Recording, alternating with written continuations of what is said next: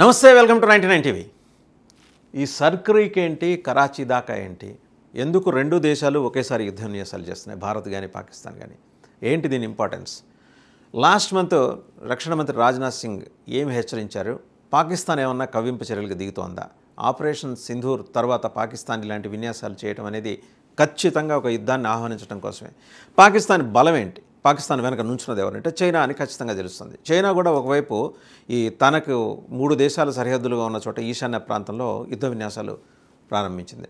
అంటే danger bells మోగుతున్నాయి, భారతదేశం యుద్ధానికి సిద్ధంగా ఉండాలి. పేరు చెప్పడానికి నిరాకరిస్తున్న సైనికాధికారులు, మాజీ సైనికాధికారులు అయితే ఈ విషయంలో చాలా క్లారిటీతో ఉన్నారు.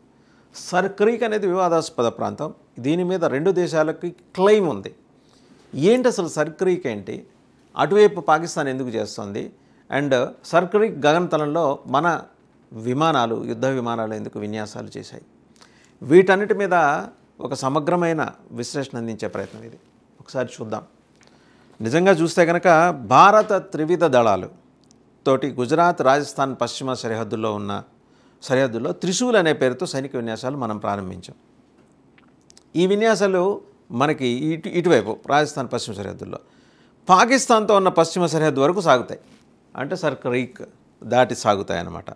ఈ సరిహద్దు ప్రాంతం పాకిస్తాన్లోని సింధ్ ప్రావిన్స్, అలాగే గుజరాత్ మధ్య ఉన్న సర్క్రీక్ ప్రాంతం నుంచి అరేబియా సముద్రం వరకు విస్తరించి ఉంటుంది.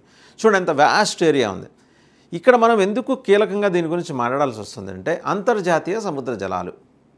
సరే, మనకి ఒక సర్టన్ నాటికల్ మైల్స్ డిస్టెన్స్ వరకు మన పరిధిలో ఉంటాయి. తర్వాత అంతర్జాతీయ జలాల పరిధిలోకి వెళ్తాయి, ఎవరికైనా, ఏ దేశానికైనా అంతే.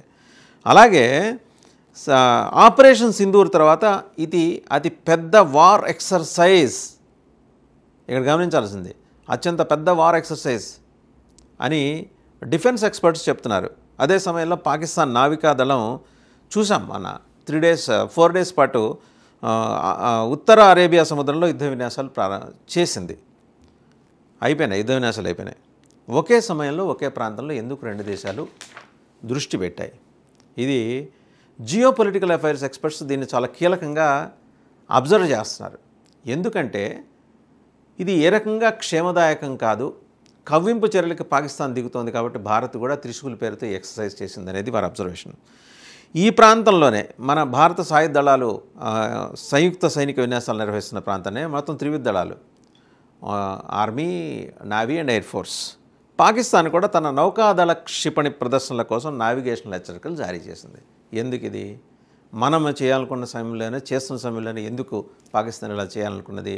ఇది కవ్వింపు చర్య కాదా? అందుకని అది పెద్ద వార్ ఎక్సర్సైజ్ అంటున్నారు. దీన్ని ఈ విషయం చెప్పింది ఏంటంటే international defence expert Damien Simon, ఆయన తన ఎక్స్ ప్లాట్ఫామ్లో ఈ విషయం వెల్లడించారు. అదే సందర్భంలో భారతదేశం కూడా ఇదే ప్రాంతంలోని గగనతనాలని 2 వారాల పాటు ఫర్ కపుల్ ఆఫ్ వీక్స్ తమ సేనల సంయుక్త విన్యాసాలకు రిజర్వ్ చేసుకుంది. ఇది ఆల్రెడీ రిజర్వ్ చేసుకున్నదే. దీని మీద ఆయన ఏమంటారంటే 2 దేశాల విన్యాస ప్రాంతాలు కొంతవరకు ఒకదాని పరిధిలో మరొకటి కలుస్తున్నా 2 పక్షాలు వృత్తిపరమైన సమన్వయం ద్వారా ఎలాంటి సంఘటనలకు ఆస్కారం ఇయ్యారని ఆశించవచ్చు. ఈయన ఆప్టిమిస్టిక్ కాబట్టి ఇలా ఆలోచించారు. బట్ పాకిస్తాన్ ఆప్టిమిస్టిక్ ఉండదు కదా.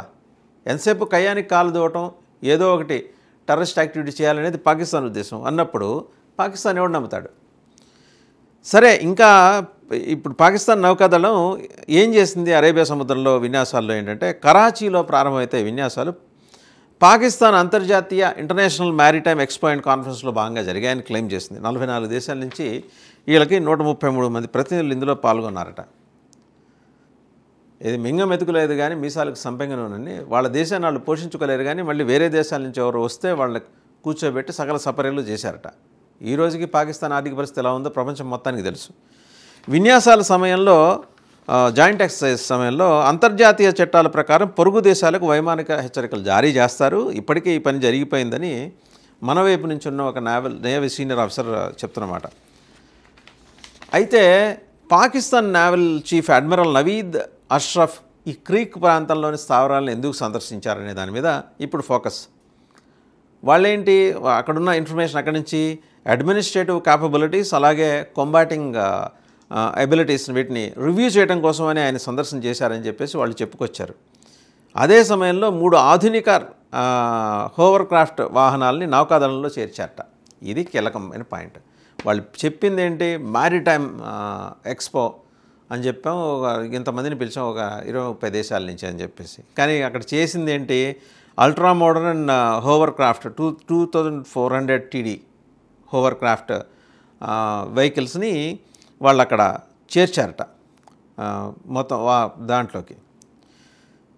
సర్ క్రీక్ నుంచి జివానీ వరకు ప్రతి అంగుళంలో సార్వభౌమత్వాన్ని, సముద్ర తీరాన్ని రక్షించుకోవటం అటగో మాకు తెలుసు, పాకిస్తాన్ నేవీ చాలా బలమైంది అని చెప్పేసి Pakistan navy chief admiral Naveed Ashraf చెప్పినట్టుగా మరి వార్తలు వచ్చినాయి. వాళ్ళు చేసిన విన్యాసాలు 6000 చదరపు కిలోమీటర్ల విస్తీర్ణంలో ఉన్నాయంటే ఇమాజిన్ మనకి ఎంత పొటెన్షియల్ థ్రెట్ బయట నుంచి ఉంది పాకిస్తాన్ నుంచి అనేది. ఆ సమయంలో ఈ ప్రాంతాన్ని ప్రత్యేక నిఘాలో ఉంచుతారు, అన్ని నౌకలు ఈ ప్రాంతానికి దూరంగా ఉండాలని సూచించింది. ఇక్కడే అర్థమవుతుంది, అదేదో చైనా నుంచి అందుతున్న ఒక హిడెన్ సపోర్ట్ తోటి ఈ ఎక్సర్సైజ్ క్యారీ అవుట్ చేసింది పాకిస్తాన్ అనేది. ఇదే సమయంలో భారతదేశం కూడా తన పశ్చిమ సరిహద్దులో త్రిశూల్ పేరుతో భారీ సైనిక విన్యాసాలు నిర్వహించింది. సో కంపేర్ చేద్దాం, ఎవరి కెపాసిటీ ఏంటి, ఎవరి అడ్మినిస్ట్రేటివ్ ఎబిలిటీస్ ఏంటి, అండ్ ఎవరి స్మార్ట్నెస్ ఎంత అనేది చూస్తే ఆపరేషన్ సింధూర్ టైంలో చూసాం, వాళ్ళ డొల్లతనం ఏంటో బయటపడింది. అలాగని మనం అజాగ్రత్తగానో అప్రమత్తంగా ఉండటం అనేది జరగకూడదు, జాగ్రత్తగా ఉండాలి. సరే, దీన్ని పాకిస్తాన్ కానీ భారతదేశం కానీ ఇది ఓన్లీ బయలాటరల్ ఇష్యూగానే చూస్తున్నాయి. ఇంటర్నేషనల్ ఇంటర్వెన్షన్ వాళ్ళు ఏం కోరుకోవట్లా, రెండు దేశాలు కూడా ఏ అంతర్జాతీయ కోర్టుకి తీసుకెళ్లాలని కోరుకోవట్లేదు. ఇందులో గుజరాత్, పాకిస్తాన్ సింధ్ ప్రావిన్స్ మధ్య ఉన్న సర్ క్రీక్ ప్రాంతం కూడా ఇందులో భాగమే.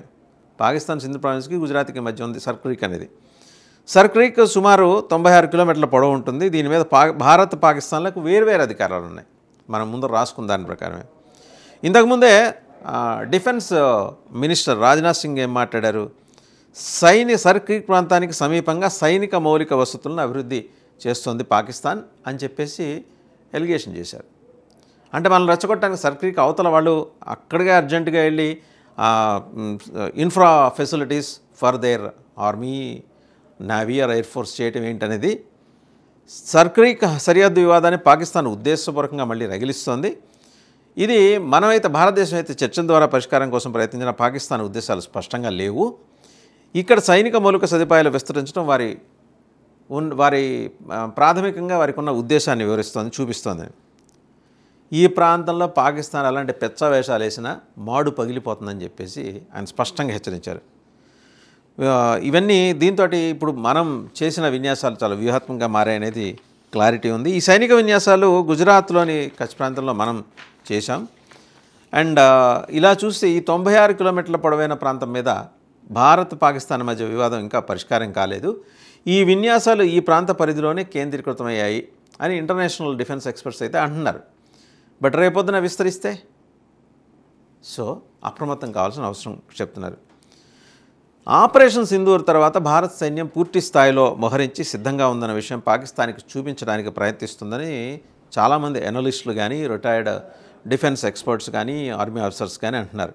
ఎలాంటి ఘర్షణలు జరిగే సూచనలు లేకపోయినా ఈ సైనిక విన్యాసాలు ఖచ్చితంగా ఒక సందేశాన్ని పంపే ప్రయత్నం చేస్తున్నాయి. మనం నమ్మటానికి వీల్లేదు. ఎంతసేపు జమ్మూ కాశ్మీర్ అవతల నుంచే పాకిస్తాన్ వాళ్ళు టెర్రరిస్టులను పంపిస్తారు, తుపాకులు పట్టుకుని వచ్చి కాల్చేస్తారు అనేది లేదు. Pakistan is trying to combat from different corners. ఇండియాతోటి ఘర్షణకు దిగడానికి రకరకాల మార్గాలు ఎంచుకుంటుంది. అందుకనే జల మార్గాన్ని కూడా వాళ్ళు అన్వేషించి సర్ క్రీక్ దాకా వచ్చారు.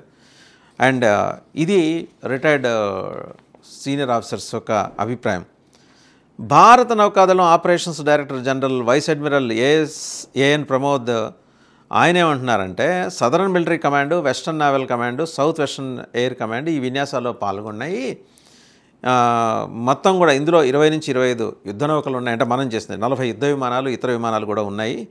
ఈ సైనిక విన్యాసాల్లో భారీ ఎత్తున జరిగాయి. దాదాపు 20,000 మంది సైనికులు ఇందులో పాల్గొన్నారు. ఇక్కడే అర్థం చేసుకోవచ్చు. ఎలాంటి సంకేతం లేకుండా ఇంత ప్రిపేర్డ్గా మనం అక్కడ వెళ్ళి మోహరించి ఉండాల్సి వచ్చింది. Some indication is there. ఎక్కడో దుర్మార్గంగా దొంగ దెబ్బ తీయడానికి పాకిస్తాన్ ప్రయత్నం చేస్తుందన్న ఒక స్పష్టమైన సంకేతం అందబట్టే త్రిశూల్కి భారతదేశం నడుం కట్టాల్సి వచ్చింది. 20,000 మంది సైనికులు, 40 యుద్ధ విమానాలు అండ్ 20 నుంచి 25 దాకా యుద్ధ నౌకలు ఉన్నాయంటే ఈ విన్యాసాల్లో, సర్ క్రీక్ దగ్గర మనం చేసిన విన్యాసాల్లో. We can understand the gravity of the situation. ఇంకా ఈ విన్యాసాల్లో సైన్యం మాత్రమే కాకుండా వైమానిక దళం, నావికా దళానికి చెందిన రాఫాల్స్, సుఖాయ్ 30 లాంటి అధునాతన విమానాలు, నావికా దళానికి చెందిన ఆధునిక యుద్ధ నౌకలు, జలాంతర్గాములు కూడా పాల్గొన్నాయి. వైజాగ్ ఈస్టర్న్ నావల్ కమాండ్ ఉంది మనకి, అక్కడే ఘాజీని మనం కూల్చాం 1971 వారప్పుడు. సో మనకు we had better experiences with Pakistan. కాబట్టి భూభాగమే కాదు జలమార్గము అలాగే వాయు మార్గాల్లో కూడా మనం నిరంతర నిర్దిష్టమైన నిఘా ఉంచాలనేది చాలా స్పష్టంగా ఆయన ఒక డిఫెన్స్ ఎక్స్పర్ట్ రాహుల్ బేడి గారు చెప్తున్నమాట. ఈ విన్యాసాలకు 2 ముఖ్యమైన లక్ష్యాలు ఉన్నాయి. మొదటి సైన్యం, నావికాదళం, వైమానిక దళం కలిసి పనిచేసే సామర్థ్యాన్ని పెంచటం. అంటే ఇంటిగ్రేటెడ్గా ఈ 3 ఫోర్సెస్ ఎలా పనిచేస్తాయి, వాటి కెపాసిటీ బిల్డింగ్ ఇవన్నీ కూడా ఫోకస్ చేశారు. ఫోకస్ చేసి ఒకవేళ ఎక్కడైనా చిన్న చితక పొరపాట్లు ఉంటే వాటిని అధిగమించడానికి కావాల్సిన సజెషన్స్ తోటి చేశారనమాట. రెండోది సైన్యం కోసం ఒక సమన్వయమైన నెట్వర్క్ని ఏర్పాటు చేయడం. వీటి కింద భారతదేశ వాయు అంతరిక్ష వనరులను ఏకీకృతం చేసే ప్రయత్నం జరుగుతోంది. ఈ విన్యాసాలు ప్రతి ఏడాది నిర్వహిస్తున్నప్పటికీ ఈ ఏడాది మేలో జరిగిన ఆపరేషన్ సింధూర్ తర్వాత ఇవి అత్యంత అధునాతన విన్యాసాలు. ఇది ఎవరైనా అర్థం చేసుకోగలరు. ఒకటి దీని మీద త్రిశూల్కి సంబంధించి చేసిన ఎక్సర్సైజ్ మీద డిఫెన్స్ అంశాలు ప్రచురించే ఫోర్స్ మ్యాగజైన్ ఎడిటర్ ఆయన ప్రవీణ్ సాహ్ని ఏం చెప్తున్నారంటే, ఈ సైనిక విన్యాసానికి సర్క్రీక్ వివాదంతో సంబంధం లేదు, భారతదేశం చాలా శక్తివంతమైన దేశం అని మోదీ ప్రభుత్వం చూపించాలనుకుంటోంది. ఈ విన్యాసానికి ఇక్కడ విస్తృతంగా ప్రచారం జరుగుతోంది. ముందు జాగ్రత్త జరిగే పాకిస్తాన్ కూడా ఈ విన్యాసాన్ని మొదలెట్టింది అని అంటారు. So that is his observation. ఇక్కడ గమనించాల్సిన విషయం ఏంటంటే ఈ మొత్తం ప్రాంతంలో ఇరాన్ కానీ, పాకిస్తాన్ కానీ, చైనా కానీ, G20 అంటే తూర్పు ఆఫ్రికాలో ఉన్న దేశం, శక్తివంతమైన దేశాలు. ఇప్పుడు రష్యా మడగాస్కర్లో కూడా తన స్థావరాన్ని ఏర్పాటు చేసిందని వార్తలు వచ్చాయి. ఈ ప్రాంతంలో ఏదైనా చేయటం అంటే అది యుద్ధంతో సమానం అని కూడా ఆయన అన్నారు. 2 వెర్షన్స్ ఆయనవే. మన ప్రావెస్నెస్ని చూపించుకోవడానికి మోడీ ప్రభుత్వం ఇచ్చేసింది. అదే సందర్భంలో మనం ఈ మాత్రం ప్రిపేర్డ్నెస్ చూపించకపోతే, లేకపోతే మనకి 5 దేశాల నుంచి ముప్పు పొంచి ఉందనే విషయాన్ని కూడా ఆయన స్పష్టంగా చెప్పారు. సో మోదీ గవర్నమెంట్ హయాంలో 2016, 2019లో అలాగే ఆపరేషన్ సింధూర్ సహా అన్ని ఘర్షణలు కశ్మీర్ సెంట్రిక్గా జరిగినాయి. కానీ అంతర్జాతీయ జలాల్లో ఏదైనా చేస్తే అది పూర్తి స్థాయి యుద్ధం అనే అర్థం వస్తుంది. ఇదే Modi government wants to convey to Pakistan and other enemy countries అనేది స్పష్టంగా. భారతదేశం దీనికి సిద్ధంగా లేకపోవచ్చు, కానీ అందుకు చాలా సన్నాహాలు అవసరం. అయినప్పటికీ ఈ ప్రాంతంలో పాకిస్తాన్ ఒంటరి కాదు, ఇక్కడ పెద్ద శక్తులు కూర్చుని ఉన్నాయి, హెచ్చరిస్తున్నారు ఆయన. 5 దేశాలు అక్కడ వచ్చి గోతికాడ నక్కలా కూర్చున్నాయి, మనం అప్రమత్తం కావాలని. ఆ అప్రమత్తం కావడం కోసం చేసిన విన్యాసాలే త్రిశూల్. సమర్థవంతంగా ప్రతిస్పందించే సామర్థ్యం కలిగి ఉండాలి అని చెబుతూనే చైనా, మయన్మార్, భూటాన్, బంగ్లాదేశ్ సరిహద్దులను కలిగి ఉన్న దేశంలోని ఈశాన్య ప్రాంతంలో, అంటే మరోవైపు చైనా ఈ మయన్మారు, భూటాన్, బంగ్లాదేశ్ బార్డర్స్ ఉన్న చోట వాళ్ళ దేశంలోని ఈశాన్య ప్రాంతంలో పెద్ద ఎత్తున వైమానిక విన్యాసాలు చేస్తూ ఉంటుందట. ఎందుకు చేస్తుంది? సో ఒక్కసారి మనం డాట్స్ని కనెక్ట్ చేయాలి. ఏ dots? Pakistan, China, Myanmar, Bhutan and African country. ఇవన్నీ ఒకసారి కనెక్ట్ చేస్తే ఇంటర్నేషనల్ వాటర్స్ మీద వాళ్ళ ఫోకస్ ఏంటనేది అర్థమవుతుంది. సర్ క్రీక్ దాకా వచ్చారంటే ఏదో క్రాక్ పని చేయబోతున్నారు వాళ్ళు అనేది అర్థమవుతుంది. కాబట్టి మనం అప్రమత్తంగా ఉన్న సంకేతాన్ని పంపించడానికి అండ్ మన దగ్గరున్న 3 దళాలు, త్రివిధ దళాలు, నేవీ కావచ్చు, ఎయిర్ ఫోర్స్ కావచ్చు అండ్ అలాగే ఆర్మీ కావచ్చు, వీళ్ళు సమన్వయంతో పనిచేస్తున్నారని ఒక మెసేజ్ని చైనా దాకా పంపించడానికి చేసిన ప్రయత్నం. అండ్ మనకున్న ప్రావెస్నెస్ అంతా కూడా ప్రదర్శించాం, ఇంక్లూడింగ్ సబ్మరైన్స్.